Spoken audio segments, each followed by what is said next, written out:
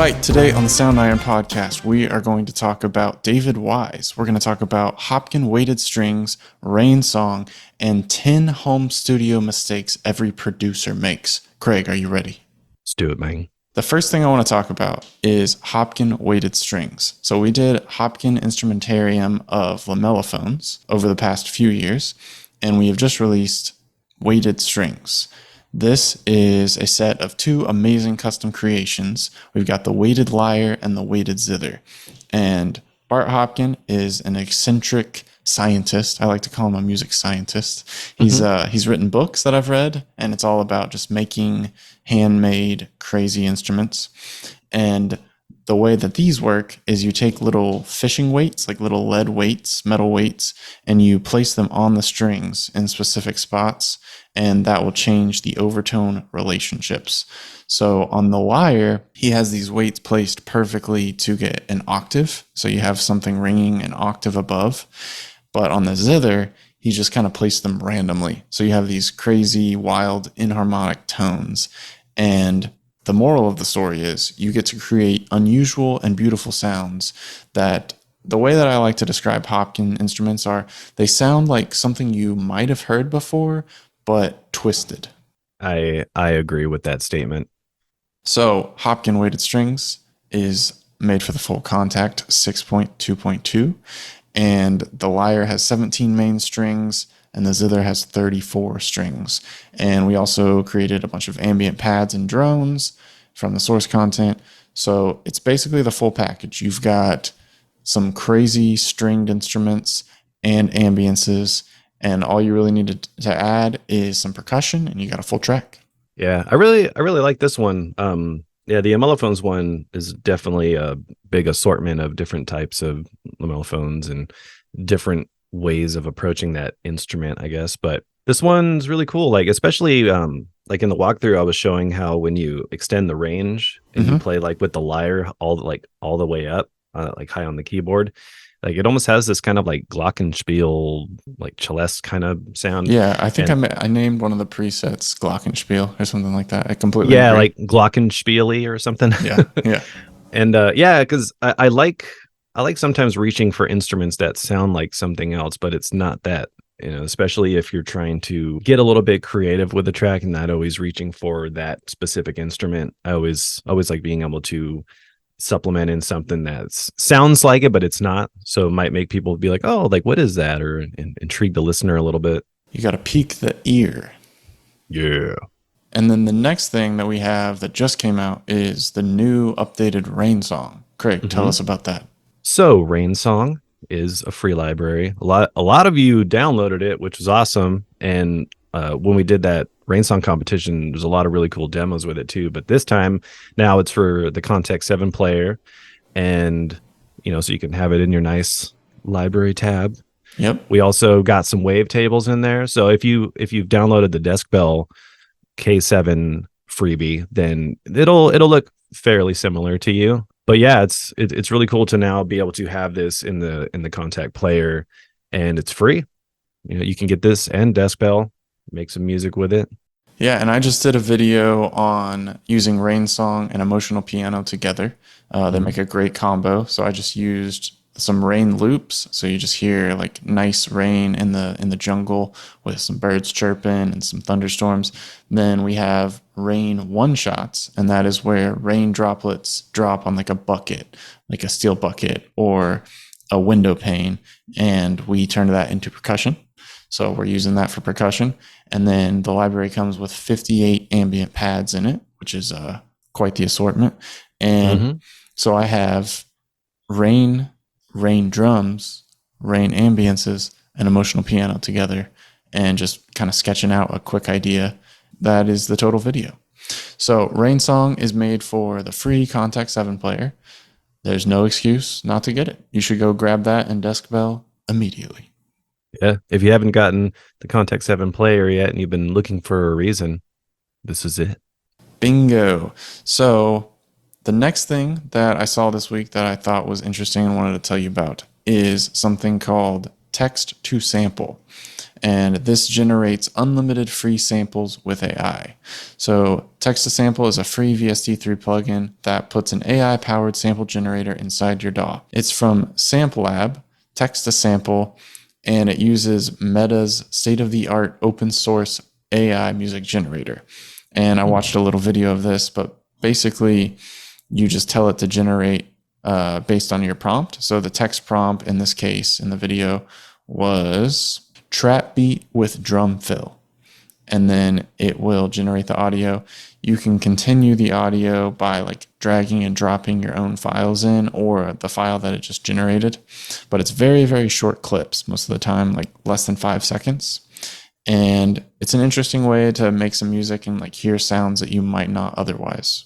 So you just tell it what you want and it'll make like a loop, or you can say like, I want a drum, like a kick drum or something, and it'll just produce a kick drum. Or yeah, you could say like you could type deep kick drum, and then it would just give you a tiny little sample, like a 2 seconds or less sample, and you could just keep clicking generate until you hear one that you like. And then you can just drag it into your DAW from there as like a little wave clip. Yep. Oh, interesting. I am going to download this and try it out. It says it works similar to things like ChatGPT, but it spits out sound instead of text. So it's 20 milliseconds at a time. It's generating small chunks of audio until the result has the desired length. So the quality is probably a little bit lacking right now, but it's worth paying attention to these things because they are improving quickly. Yeah. You can give Text to Sample your own audio, and it will continue generating audio based on what it heard from the audio you put in. So you could expand a loop or a drum sound. Oh, wow. Yeah, that sounds interesting. And it's free. Gotta love it. I'm going to try it out. The next thing that I'm going to bring to your attention here, sir, is 10 home studio mistakes every producer makes. Oh. These are the most common traps and pitfalls of making music in 2023. So, number 1 is papering over the cracks with gear. And he says, we're all guilty of this to some extent. Your tunes aren't going quite the way you planned, and you think, I need to buy a new piece of gear. Either way, it says, you think that more gear is the answer to your problems. It'll create that lead sound you've been searching for or that solid bass. Throw some money at the problem and it will go away. Yeah. And he says, unless you have a specific piece of gear that clearly plugs a gap in your studio arsenal, then the chances of that working are slim. It's possible that reducing your gear options might help. This is true. So this is something we've talked about a lot, but I really like buy or borrow music, and where you can rent a synth, because so often I'm looking at a Moog grandmother and I'm like, I just really want this. I want this in my house. I want to use this. And then I know that 6 months later it's going to be collecting dust. Yeah. And so stuff like that, figuring out ways to borrow a synth or rent a synth. Same thing with plugins, like trying them out or testing them on a friend's computer or whatever. It really helps kind of remove the gear acquisition syndrome. Yeah, I think I mean, it's understandable if you are like a heavy synth user. Like you'll see composers who are like, oh, I have this one synth and I use it on every score or something, just because they probably have that sort of workflow where they need to go and like tweak something and like, oh, I need to, Well, it's perpetual. It's a perpetual cycle though, right? So if you buy like $20,000 worth of synths, then you feel like you have to use them. I know Junkie XL talked about that with his gear, like his synth wall. Yeah, because he started getting rid of a bunch of stuff, right? Like I think didn't he have like a whole like reverb store or something? Yeah. He said he felt guilty just like having all of it, and he knows that it could be used more effectively by someone else. Yeah, it's like it makes for like, what was it you were saying, expensive props, where it's like because you'd see like interviews with him in his studio and you're just like, oh wow, all right, that's impressive, but most of the time he's probably using maybe like 2 or 3 synths or something all the time, probably the ones that he has next to him at his desk. I remember some of his recent videos he was doing on his channel where he, the educational channel that he does where he's breaking down scores and all that. Mm-hmm. I think he had, I don't know if he had like one of those prophets or something. Yeah.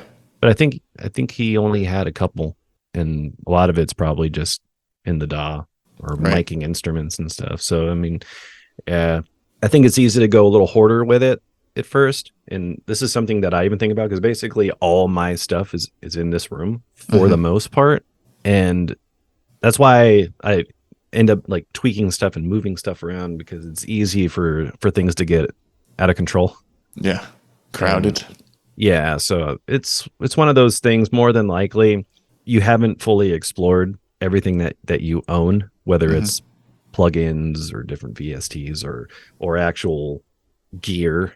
So it's more than likely you probably just need to, I don't know, explore something you already own, because more than likely you probably haven't explored all of it, especially nowadays with synth plugins and like soft synths that have like endless amounts of presets. Yeah.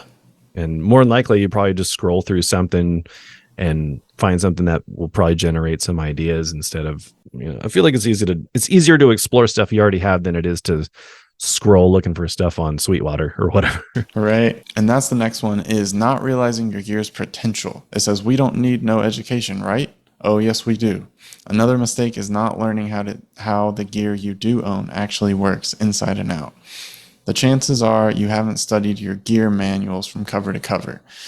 And if you learn what's hidden within your studio equipment's many layers, what to find in those deep dive menus, you might just find out that it does way more than you thought it would, which means buying less gear in the long run. Mm-hmm. I'm definitely guilty of that when it comes to synthesizers, for sure. Is like, I love just scrolling presets and not really learning how it works like deep down. Yeah, especially plugins like pigments, the Arturia pigments, because that's a really cool one. It's got a lot of presets, but being able to drag in your own files. Like I've watched some of Venus Theory's lives where he was just recording a bunch of crazy sounds and then dragging them in there and then like tweaking all these different parameters to get some really cool sounds. And I mean, of course it comes with a bunch of samples already, but I think that's where things can get interesting, kind of like with Quadrille 3. It's like It comes with a bunch of samples, but the fact that you can bring in stuff and then like just have it take you to a completely different place is automatically more fun, and it makes it to where you feel like you're engaging with the plugin a little bit more. Yeah, and you're actually having some control. Yeah, not just like, oh, I hit preset 15 and now I'm a wizard, beat maker. Yeah, I'm a wizard. Or maybe you are. I don't know. Yeah, who knows? We can't speak for you. Yeah. The next one is feeding plugin bloat. So he says a much easier trap to fall into is plugin bloat. They're cheap and can even be free. Why not grab a few and install them? Plugin bloat is that feeling that comes just after the feeling of pride you get when you open your plugin library and realize you have 100 compressors. Very cool, you initially think, followed by the crushing disappointment when you realize you actually have to choose one. Half an hour later, you're weeping as no music has been created and mixed. So that's definitely right with utilities, especially like utility plugins. It's like, I don't need 60 tuners. Like I just have to find one that actually works really well and then just stick with that.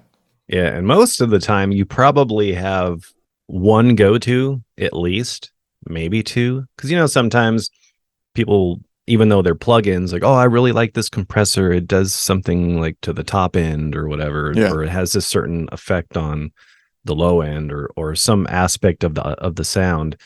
Because most of the time I usually reach for the same plugins. Every now and again I'll get a little like, let me try this one out, or as you're scrolling through, because in Cubase you can make your own lists of your favorite plugins and stuff. So I have that, so it's like easier for me to just go to whatever I normally use. But sometimes I don't like that. Sometimes I'll go to the view where you can see everything. Yeah. Because you might have something that you just haven't fully explored yet, or you just get bored using the same stuff all the time. Well, yeah, a lot of times for me, it's like, all right, I want the reverb on this to sound different than my go-to, which is Valhalla stuff a lot of the time. So it's like, all right, let's try out one of the new free reverbs I just got and see what that sounds like. Let's test this preset. And yeah, if you want a different sound than what you've been making, it helps to have like a creative plugin that sounds different that you don't use a lot. Yeah, especially if you've exhausted all the options of the ones that you normally use. So yeah, because man, like you'll always tell me about these free plugins, like, oh, there's this new thing. And like sometimes it's harder for me to pull the trigger on even just clicking download. Yeah. Because it's like, do I need another reverb? Right. Maybe, but I'm like, I don't know. Like I just, because it's like that thing we were talking about with getting stuff in the studio, even though it's in your computer, it makes it even easier to just go download crazy. And then you're like, why do I have all these plugins and I don't even use them ever? Yeah. Like some of the plugins that I've been experimenting with, and on one of the recent Soundiron sessions, it was using like some of those UJam plugins, which are kind of cool. They're more for me like creative plugins. Yeah, they do a bunch of stuff. Yeah, they just really what is it? I think Dynamo is one of the ones where it's cool to put that on different things because it can create rhythm or just like movement and that sort of thing. Or some of the Arturia plugins I was playing around with, pretty cool. And just like more for sound design, really, or just like, you know, adding some crazy delay on some hi-hat or something, and it'll just do some stuff with the stereo imaging, like shifting it back and forth or doing some kind of more rhythmic pulsing thing already on top of it being a rhythmic thing. Totally. So yeah, I like to experiment with those. But yeah, I've been trying to not just feed the impulse of downloading plugins all the time, because there's always something new. Well, yeah, it's like, are you a collector or are you a composer? Because they're different. Yeah. They're totally different. Yeah. I'm both. Very true. It's just like, you know, one day I'm a collector, the other day I'm a composer. I take turns. Yeah. It depends on how I'm feeling. Yeah. The next one is looping too much. Looping like crazy, it says. Let's face it, DAWs have been looping since the dawn of time, or whenever the first sequencer was invented.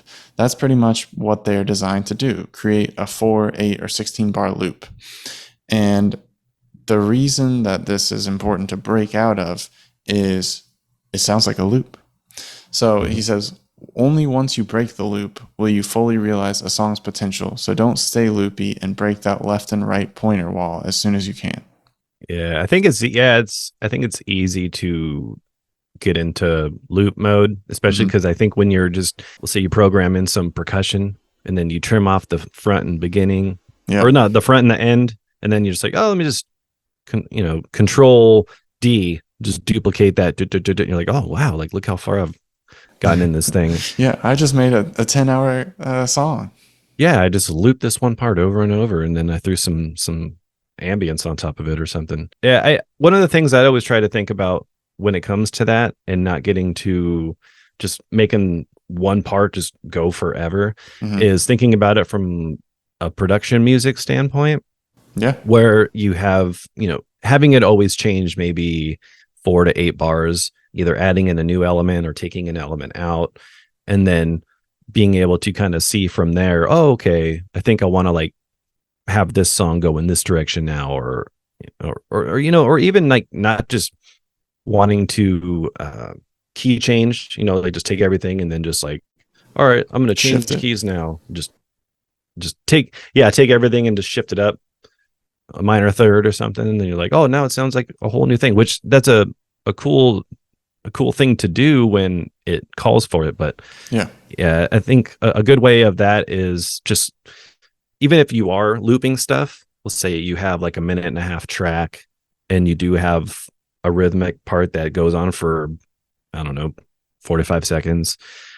Then from there, just taking stuff away. It's easier to take stuff away when it's already there, and then using that as a way of moving forward. But agreed. Yeah. Agreed. The next one I don't necessarily agree with, but I'll see what you think. It says messy space, messy mind. And he says, having a great workflow in the software domain is important, but having a great workflow in the real world is just as important, and that means losing the mess, keeping everything tidy and within reach, and keeping your studio environment clean. A physical space that is organized is as important as having an organized mind. So a tidy, well-organized studio can lead to an inspirational and creative workflow. And then he says you should upgrade to a bigger desk. Well, I guess that depends. If you're a collector, you'll probably need a bigger desk. Yeah. Or if you have a bunch of rat gear and you want to have it within an arm's reach or something. I'm a big believer in keeping stuff tidy. If you were to come in here on a day where I'm filming videos or something, maybe it gets a little crazy because I'll have camera here, camera over here, and like cables everywhere and lights on and all this stuff. But usually I always try to, if I know I'm not going to be doing any filming for a few days or something, I try to set everything up to where I can just unplug it, put it in my closet, close the door, and then it's back to how it normally is. Like I really don't have a lot of stuff on my desk. Nice. I mean, the stuff that I do have, it's like, you know, like little decorative things or a couple controllers. Like I actually, props. And I recently made a little bit of tweaks because just sometimes you got to rearrange, move stuff around. Because I was telling you, I moved this stuff over here, and now this couch is over here. So since I had that other monitor, people probably maybe seeing from the walkthroughs, there's a monitor here. And now I just got rid of that, and I just have the ultra wide and the 4K monitor up top because sometimes it's easy to get a little claustrophobic. Yeah. When you're in your room all the time. And it's funny because I feel like when I took that monitor out, it like opened this wall because I couldn't see in that corner. So now I'm like, oh wow, it feels like the room's bigger. It's like you got to dial in your feng shui. You know what I'm saying? Got the extra couple feet of space. Yeah.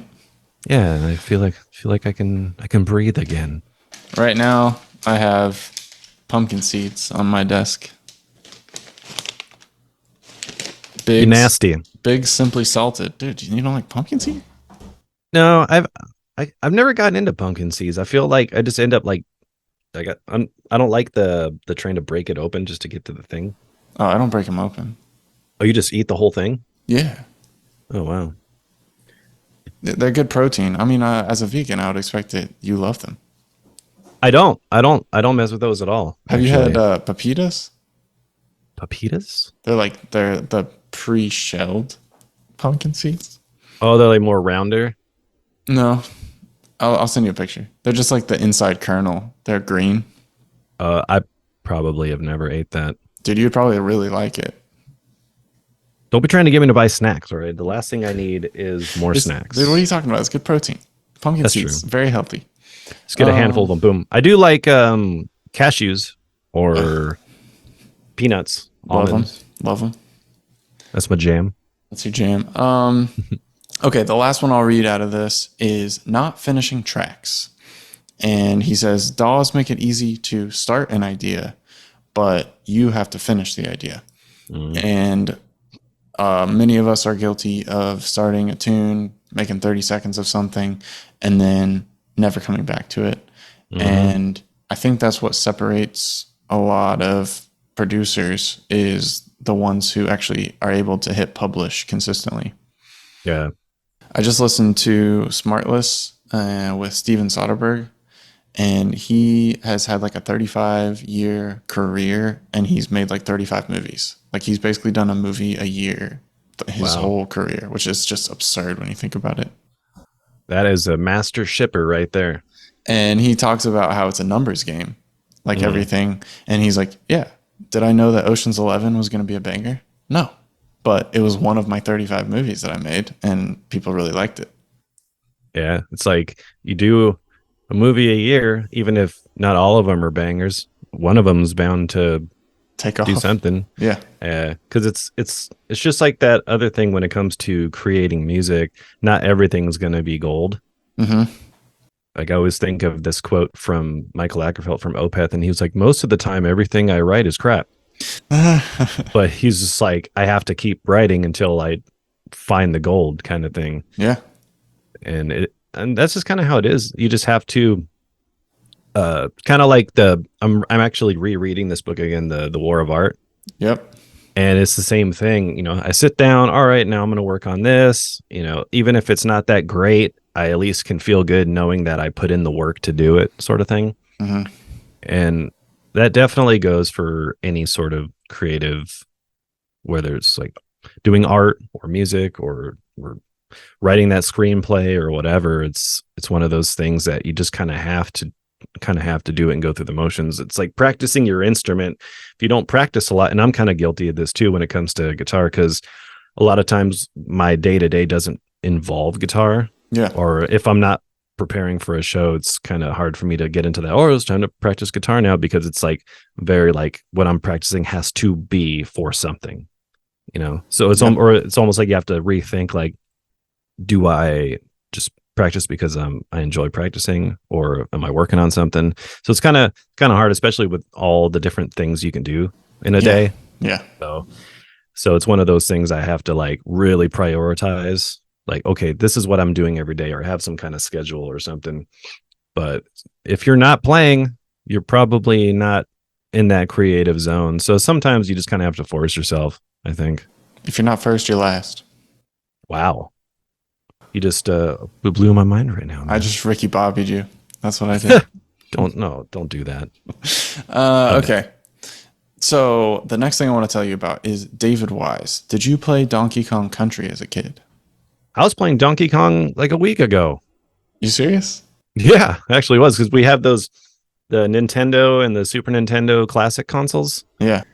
One where it's like a little mini Super Nintendo, and it has like It's 20 cute. games on it or something. Yeah, it's a cute little system. And yeah, it's got Super Mario World, Yoshi Island. I don't know if you played that one. That one's a really fun one. I haven't played Yoshi Island. Yeah, sometimes I just like to go back and play old game systems like Contra 3, even though that game is hard as hell. But yeah, me and my girlfriend will just like load that up and just get nostalgic with it and play old games. It's got like Zelda. Play until you rage quit. Yeah. Donkey Kong's actually pretty hard, but yeah, Mm-hmm. not to deter the conversation, but yes, Well, long-winded story. IGN just did a video called "The Most Emotional Video Game Music in the Unlikeliest of Places," and it's talking about David Wise composing aquatic ambience, and this is one of the most famous cult classic video game pieces of music. It's been played on harp. It's been covered by vocals. People like Trent Reznor love it, and it's very interesting. David Wise is interviewed in this video, and he talks about how he worked at a music store and he was a drummer, and they got this Yamaha CX5 in, and it was like a new music computer, and no one really wanted to mess with it, and they were like, okay, fine, no one wants to play it. Somebody has to learn this, and we will give you an extra day off a week if you take it home and learn it. So David Weiss is like, okay, yeah, I mean, if you give me an extra day off a week, I'll learn it. So they take it, he takes it home, and he starts like making some music on it and learning how it works. And he brings it back to the store, and two guys walk in, and they're like, hey, can you show us how this works? And he's like, yeah. So he's playing them like the demo music and stuff. And they're like, this is amazing. Can you play us some more music? And he's like, the only other music is the music that I made on it. And they're like, yeah, play us that. And he's like, okay. So he plays them his music, his originally composed music. And they're like, do you want a job? And these guys were the two co-founders of Rare, which is a game company. And he's like, sure. So his first thing that he did at the job was paint his office. They were like, yeah, so you're going to have to go ahead and paint your office. So he's like, yeah, I had to learn how to like plaster things. And that was the first thing I did on the job. And then they bought the Yamaha CX5 from the music store, and they threw it in his office and said, all right, you have to compose some game music now. And so they set him up with Mario, and he played Mario for a while. And then they were like, you're going to compose this music for Donkey Kong. And he was like, I didn't really realize what I was getting into because the career was so new. Like the job title was so new and everything about it was new. Yeah. And he was like, this stuff sounds like a doorbell, and you're supposed to compose music that sounds like Mario on it. How am I going to do this? And So he ends up composing aquatic ambience and a bunch of other music. And he talks about like a CD, a half a second of playback on a CD is the entirety of digital space that you have for your whole game's music. Oh, wow. So you're cramming these tiny little files and tiny pieces of code into the system, into the cartridge, right? Mm-hmm. To play back this music. And it's why it sounds like that 8-bit, like 16-bit, just very low quality, because it is. It's like, it's kilobytes of data. Yeah, it's crazy to think how much RAM or memory or anything back in the day, like whenever you hear stories like we only had 14 megabytes to work with, and it's just, and they had a bunch of those I forget what the name of it was, the samplers that people were using a long time ago, Giga Studio or something like that. Yeah. And now it's like, man, you could put that on a thumb drive. Oh yeah. And it's just crazy to see. And then you see people are like, I need 164 gigabytes of RAM to run this template. And it's like, it just goes to show, as technology advances, we just become even more hoarders of technology. Whoopsie daisy. Whoopsie daisy. It's like, I need the new 400 terabyte, blah, blah, blah. Like, you probably don't. Guilty as charged, Your Honor. Yeah, you're going to jail. So David Wise worked for Rare until 2009. So dang. He worked at the company a really long time, and then he's been rolling solo since then. So if you have a movie that you would like David Wise to compose, he could probably do it for the right price. Nice. Yeah, it's funny. Whenever I think of Donkey Kong, I think of that like super catchy little things. Makes you want to grab a barrel and throw it at an alligator. That is one of the few games that I played a lot, because every time we would go to my grandma's, she had a Super Nintendo, and we weren't allowed to have video games in the house, but at grandma's house we got to play a lot. So grandma, that's the spot to go. Yeah. You don't go to Nathan's house when he was a kid. You go to his grandma's. That's where the fun's happening. That is where the fun's happening. Well, it's probably better because then you weren't just sitting in your room playing video games all day. Probably maybe it worked out for you. Yeah, I was practicing guitar. Yeah. So now we will move to recommendations. And I would say the first thing to recommend is Rainsong. You got to check it out. You got to download it. It is a wavetable ambient pad making machine, and it's very versatile. Like, you can use it for tons of different stuff, and it's fun to explore. And we were just talking about how you can dig deep into the user manual and the walkthrough videos and learn the gear that you have. This is a new piece of gear that you got to learn. Yeah. I think all of us could admit that we're guilty at not looking at manuals. Oh, I look at a lot of manuals. Well, I mean, it makes sense. He's like, you're a nerd. No, like you're more on top of it when it comes to stuff like that. Me, I like to open stuff up, break my hand, and be like, I just don't know how to use this thing, and then buy another plugin. Nice. No, I'm just kidding. No, but yeah, manuals are good. If you really want to understand something, read the manual. That's what it's there for. Read the manual. Brad Leone, previously of Bon Appetit, just started his own YouTube channel. So if you like cooking and doing things outdoors and fermenting things and experimenting with food, great channel to watch. Oh yeah, you were saying you've been fermenting. What was it, like kimchi or I make sauerkraut and kombucha. Mm-hmm. Wow, that I have not done before.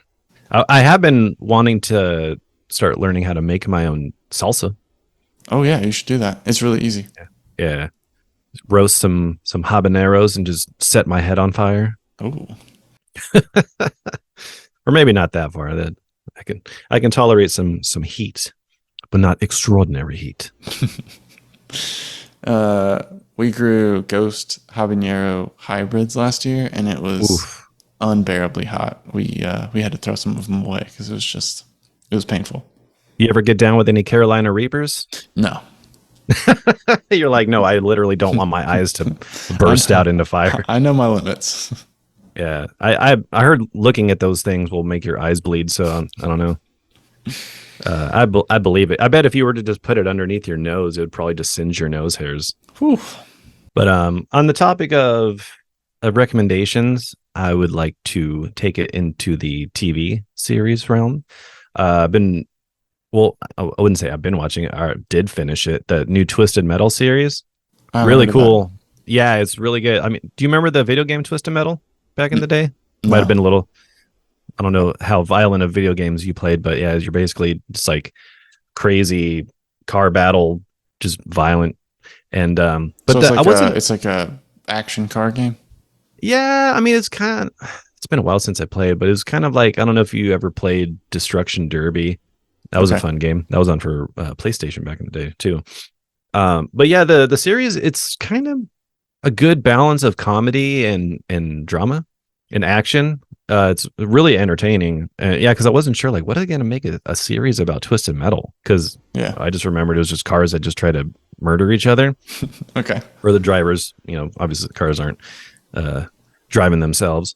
But yeah, this show's really good. It's a quick watch. You can probably burn through it in a day. All the episodes are like 30 minutes. What's it on? Really good. It's on Peacock. Okay. Yeah, really, really fun. Like I said, I wasn't surprised, or I wasn't sure what to expect. But when as we were watching, we're like, oh wow, it's like it definitely does a good job of keeping you entertained and keeping you watching. Music was by Leo Berenberg and Zach. Cool.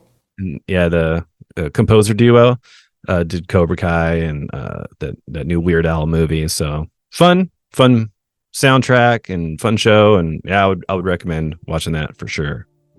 Nice. That concludes the Soundiron Podcast. Please subscribe. Click that button. Smash it if that's something you're into. 2023 style. Okay, Peter McKinnon. Yeah. Okay. Good. What? Yeah. Subscribe here if you liked what you heard. We'll have more composer breakdowns and random music news coming your way shortly. Craig, catch you soon, my friend. Oh, catch you soon.